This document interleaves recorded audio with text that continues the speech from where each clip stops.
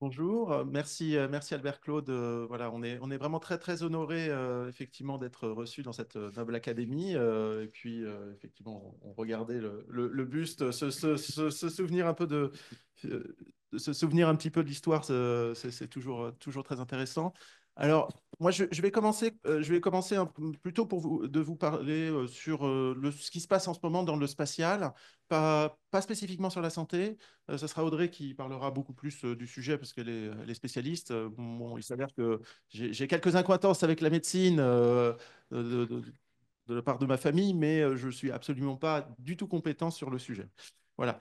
Euh, donc, simplement, pour vous rappeler quelque chose, c'est que le spatial est en forte ébullition, un peu comme dans un certain nombre d'autres domaines, avec des sujets assez nouveaux pour nous, c'est-à-dire des sujets comme la militarisation de l'espace. Hein, c'est des choses qui sont, qui ont démarré il y a déjà quelques décennies, mais là maintenant, on est dans un espace qui devient de plus en plus conflictuel, ce qui nous rappelle finalement ce qui est en train de se passer au niveau de notre Terre. Le spatial, c'est aussi du numérique, beaucoup, beaucoup de numérique. Et c'est d'ailleurs la principale utilisation du spatial. Et donc, on retrouve des sujets comme l'IA et ce genre de choses qui viennent nous impacter très fortement, qui sont des opportunités et le spatial peut être une opportunité aussi pour le développement de ce type de technologie numérique. Et puis, des sujets autour du changement climatique, c'est-à-dire que la plupart finalement, le spatial, c'est le thermomètre de la Terre. Nos satellites, en fait, monitorent et dans l'ensemble des variables essentielles du changement climatique, on s'aperçoit qu'il y en a à peu près 80%, 85% qui sont issus directement de données spatiales. Voilà. Et pour la partie, je dirais, plus liée à la santé, il y a tout ce qui correspond à l'exploration, le vol habité, etc., sur lequel on est très en pointe en fait en France sur ces sujets-là, sur cette partie effectivement médicale de l'exploration. Et Audrey vous expliquera ça mieux que moi. Alors, le spatial, effectivement, on pense en général au spatial, on passe à deux choses. Hein. On pense aux lanceurs, aux fusées, aux lanceurs, on dit pour ceux qui sont experts du spatial, à Ariane. Et puis, on pense aussi aux astronautes et donc à Sophie maintenant. Mais en fait, ces sujets-là sont minoritaires d'un point de vue économique. Donc, si on regarde, je dirais, d'un peu de haut ce qui se passe dans le spatial, l'essentiel du spatial, c'est l'utilisation des données issues du spatial. Donc, c'est le spatial pour la Terre et ce sur quoi, en fait, le spatial permet de donner des données absolument uniques et essentielles pour le fonctionnement de l'ensemble de l'économie. Donc, en général, on dit qu'on a trois grandes typologies, c'est-à-dire les télécommunications. On peut faire de la connectivité, de la diffusion d'informations, la télévision, etc. Il y a toute une activité autour du positionnement. Et vous avez tous dans votre poche le GPS, enfin non, le Galileo européen, américain, puisque maintenant nous avons notre propre constellation qui s'appelle Galileo, qui est bien meilleure que le GPS. Et puis, l'observation de la Terre avec des grands programmes à l'échelle européenne. On a un programme qui s'appelle Copernicus, qui est effectivement un programme absolument essentiel à la fois pour les scientifiques, mais aussi pour le monitoring du changement climatique. On voit aussi que c'est quelque chose qui est très lié aux activités institutionnelles, puisqu'on on en a besoin beaucoup, notamment pour la défense. Je rappelle simplement que le satellite, c'est le seul moyen légal d'espionner son voisin. Alors, donc, si on regarde, depuis que moi je suis arrivé au CNES, on a quasiment doublé le chiffre d'affaires mondial lié au spatial. Et ça continue, puisque finalement, on est dans un moment très particulier. Alors, vous connaissez peut-être une personne bon, qu'on peut qualifier, enfin, c'est à vous de me dire, avec un certain trouble psychiatrique qui s'appelle Elon Musk. Et effectivement, le spatial a beaucoup bougé ces derniers temps avec des nouveaux acteurs, des nouvelles méthodes qui sont issues finalement du mode de développement du numérique. Donc, les startups, l'investissement en capital, etc. Et c'est des choses que l'on voit aussi dans le domaine médical, bien entendu. Alors, moi, j'ai été un peu sensibilisé par quelqu'un qui a monté l'agence Innovation de Santé. Mais fondamentalement, on voit que l'ensemble des secteurs d'activité, enfin, ce phénomène finalement de développement rapide lié aux possibilités du numérique, eh bien, ça peut s'intégrer dans n'importe quel secteur, même le spatial, finalement. C'est plutôt ouais, où on était, je dirais, relativement en retard, en fait, sur ces sujets-là au démarrage. Alors, le spatial, nous, notre credo, et de toute façon, c'est pour ça que je voulais vous montrer ces quelques planches, c'est que c'est lié à l'ensemble des activités humaines. Et donc, vous voyez, on travaille aussi bien pour l'agriculture, l'aménagement des territoires, le tourisme, l'environnement, beaucoup de choses autour du maritime. On signe, nous, au CNES, des accords de coopération, en fait, avec différents partenaires dans différents secteurs économiques. On a signé, par exemple, un accord avec CMA-CGM sur le maritime, avec EDF, Engie, Total sur l'énergie, etc. On travaille avec des gens comme Decathlon. Donc, on travaille avec vraiment beaucoup de personnes. Et c'est pour ça qu'on est absolument ravis d'être ici, parce que, je dirais, un peu comme message principal, c'est que vous pouvez être des acteurs du spatial, vous aussi. Et nous, on a besoin de vous, je dirais, parce qu'on aura besoin probablement de chirurgie dans l'espace, etc. Mais aussi, le spatial, ça peut vous aider dans vos activités. Et typiquement, la connectivité, par exemple, permet d'établir de la téléchirurgie, par exemple, à distance, etc., avec une connectivité qui peut être assurée par le spatial. Ce sont des exemples, mais il y en a beaucoup d'autres.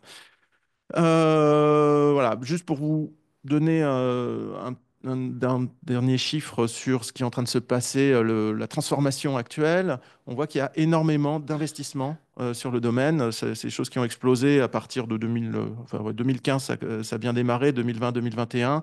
On est sur une période d'investissement assez unique dans le spatial, notamment d'investissement privé, au-delà des investissements publics, je n'ai pas indiqué, mais qui sont aussi en forte croissance, notamment du fait des besoins liés, je dirais, à la militarisation. Alors, autre point aussi, c'est le déluge de données. On est dans un monde où on a une explosion exponentielle des données, une diminution exponentielle des coûts. Donc, ça permet en fait de rendre accessibles des choses qui étaient auparavant très très chères. Enfin, le spatial, c'était considéré comme, notamment les données spatiales, étaient considérées comme des choses assez chères. Maintenant, c'est plus du tout le cas. Donc, ça peut vraiment être utilisé dans n'importe quelle activité. Alors, pour parler du CNES, très rapidement, alors le CNES, c'est l'agence française, c'est votre agence, hein, donc l'agence spatiale.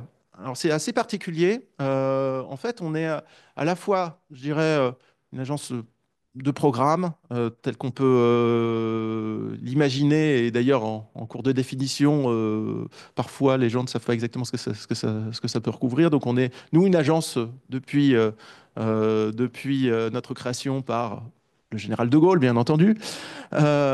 Et fondamentalement, on a ces éléments de programmation. Donc, on décide finalement, on a un budget et on décide d'un certain nombre de projets. Et puis, on est un centre technique. Et ça, c'est très important.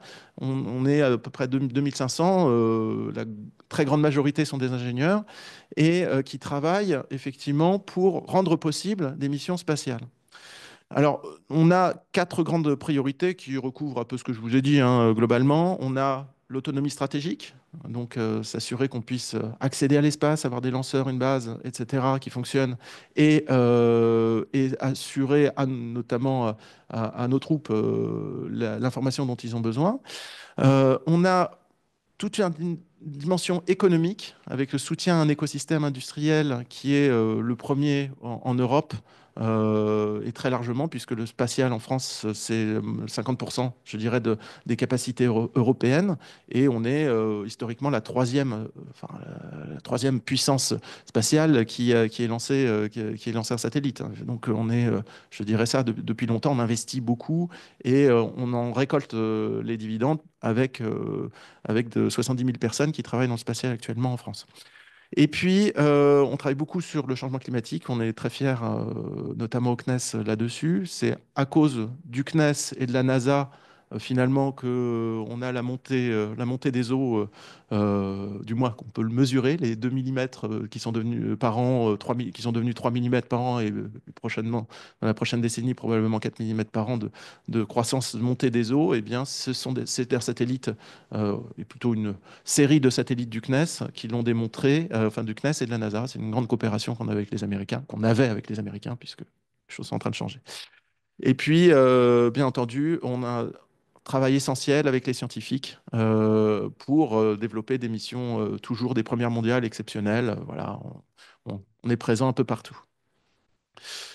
Alors, agence de programme, d'une certaine façon, nous, on est dans nos métiers, on a enfin, un des métiers principaux du CNES, c'est la gestion de projet.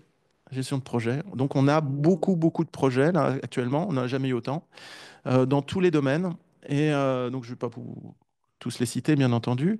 Mais c'est ça qui est je dirais important dans la discussion avec Albert Claude au sujet de finalement qu'est-ce que ça peut être l'agence de programme de la santé. J'ai eu des discussions aussi sur le sujet.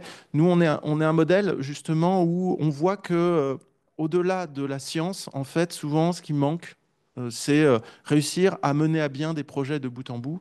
Et donc, nous, c'est vraiment notre mindset, en fait, c'est d'être capable de prendre une bonne idée et puis de l'amener à une réalisation concrète. Et pour l'amener à cette réalisation concrète, en fait, on peut le faire par nous-mêmes. On peut le faire beaucoup aussi avec des industriels, on peut le faire avec des labos et des industriels, etc., etc. Donc on fait ça, et on fait ça souvent en coopération et en coopération internationale, très souvent, on a des accords avec 45 pays, une centaine de coopérations en cours. Voilà.